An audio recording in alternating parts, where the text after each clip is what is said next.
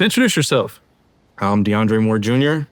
I'm from California, and I play receiver. So how does a California kid get to the University of Texas? Sark and Coach Banks offered me when they were at Alabama in the 8th grade. So we just been building this connection since I was, 15, 14? Wow. So, it was time to come home. Was the 8th grade your first offer? Yeah, my very first offer was in 8th grade to the University of Hawaii. And then I followed it up the next day with 5 more offers. So how's that happen? Did your huddle video get out? Or No, it was actually a camp. So it was a little high school showcase, and I was really reluctant to go to school with 5-star tight end Darnell Washington, who's now with the Steelers. He went to Georgia. So colleges from around the country came, and I put on a show, and they offered me. My first 2 years in high school, I was at Desert Pines in Las Vegas, Nevada. Okay. I didn't play my sophomore year. Okay. My junior year, I transferred back home to California to play for Los Alamitos. And my senior year, I finished at St. John Bosco. Brian Panish Field. Yes, sir. Panish is a friend of ours. Really? Yeah. Yeah, I won natty on that field, so we're all good. So back home when you're in California, what's the biggest crowd you've ever played in front of? My game before state, our championship against Mater Dei, actually, I think it was like 30-something thousand. We played at the Rose Bowl. Yeah, it was a lot of people there, so. So what was the transition like playing ball in California to coming to Austin? I'm grateful to have played in California. I got to play against a lot of top talent, which really prepared me for college, honestly. And I got here, and, the speed, of course, of college football is a little different. But as far as like being with other top talent, I've already been there, so I wasn't really shocked. You enrolled early? Yes. Take me through the decision whether to enroll early or not. Did you always know you were going to do it? No, actually. It really came down to the last minute. My family and I really sat down, and we really came up with a plan like, okay, we're going to take these classes just in case you want to go early. So I had all my credits in like, I want to say November, December, around that time. So I was going to stay and run track. We just really talked about it, prayed about it, and we really thought that it was the best decision for me to come early and really get a head start in my college career. So what was your race in track? 100 and the 4x1. It was my first year, and I fell in love with it. So. Really? Yeah. Well, that makes one of us. I hated track. They only made me run track so I wouldn't get too fat in the off season. What's it been like being in Austin, Texas? It's friendly. Really, really friendly. Like, I walk down the street and people just want to have a whole conversation with me. I'm like, you can't get that back home. I love it, but you can't get that back home. As far as the football, fantastic. Sark is doing a really great job with the program. And Jeff Nelson at the academics, he's really helping us and pushing us forward so that we can, stay on top of our goals. How are you feeling about the wide receiver room?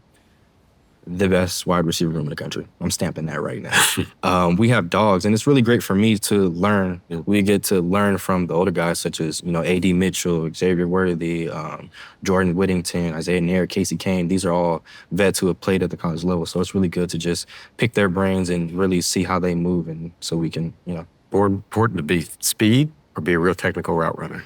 Why can't you be both? One thing I learned from being in college is the game is a lot faster. Yeah. So you got to go.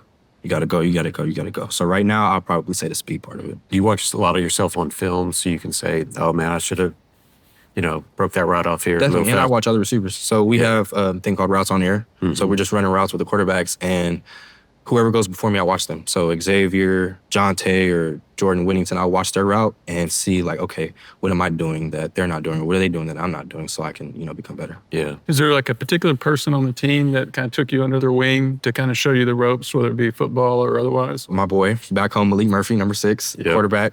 Me and Malik clicked. We knew each other back home, so it was a no-brainer, and I'll probably say Jordan Whittington. We met Jordan the other day. He's a really nice great guy. Really great dude, for sure. Malik looked really good in the orange and white game. Yes, he did. I was so happy for him. There's some bombs getting dropped. Yes, he did. It's a nice quarterback room, too. One of the best quarterback rooms in the country. Yeah. You think you're faster than Jonte Cook? Yes. He'll tell you that. Is there anybody faster than you on the team? Definitely. We got some fast guys. Xavier, Jaden Blue, but I'm coming. So. Who gives you the hardest time on defense? Nobody. It's a confident receiver right there. That's what you need. That's right. As far as one-on-ones, nobody. But I'll probably say what gives me the most trouble is when they bracket me with the safety and that nickel backer. Yeah. So it's kind of tough trying to get open with 2 dudes on you. But, yeah, nobody in one-on-one. So when you line up, do you have a preference about where you line up? Sark has a preference where he wants us to line up. So depending on the formation, I'll line up. Bosco really taught me to think more. So before plays and pre-snap, I'm looking at the safeties just to read the coverage. And depending on if we, go in motion, I can see if it's man or zone or not. So I'm just really reading the defense to see where I'm going to take my route. What game are you looking forward to playing the most this year? Oklahoma. I was once an Oklahoma commit, and I'm really got that game scheduled. Good. So as far as pre-games, I know me coming to Texas, I kind of just adopted this subconsciously. I listen to Tennessee whiskey and repeat for every single game. Tennessee whiskey. Tennessee whiskey. How'd you get Tennessee whiskey? My girlfriend, so she lives here as well. She's like, you're going to Texas, you gotta, listen to country music. And I was like, okay, just send me a song. And Tennessee whiskey was the first song. And I just fell in love with it ever since. So you hit it on repeat? Yeah, on repeat, it calms me. I don't like to be too high. Yeah, I want to just be mellow, just listening to it, going through my warm-ups and whatnot. So what about you? I'm like Kurt. I get up, I work out, and I eat. You've had 3 or 4 hours of sleep. You need that coffee to kind of get everything going. And I just start looking at my notes. I like to know that I've got everything dialed in and prepared as much as I can be. Right. And then when I get to the courthouse, I try to avoid pretty much everybody and just stay focused. I want my mind 100% focused on what is going to help me connect with the jury so I can explain what happened to my client. 1,000%. Yeah. So with me, when I'm going into a game, I feel the most confident, and I'm not really as nervous when I know my game plan. Yep. So I'm going over my notes, I'm going over my plays, I'm looking at film. Do you guys sort of have like that? Like you're looking over your notes and you go into it? To get the case ready, it usually takes 18 months worth of work. Oh, boy. And then 2 weeks before trial, we know every witness and what lawyer's going to handle it because we have our own team and how we're going to bring it about, and we meet on it. And then once you're in trial, you go day by day, and sometimes you're mixing it up, adapting to a different defense. You ever get butterflies going into it? Every time until you start talking. You get jitters probably like you do. Right. You ever return kicks? Yes, I used to.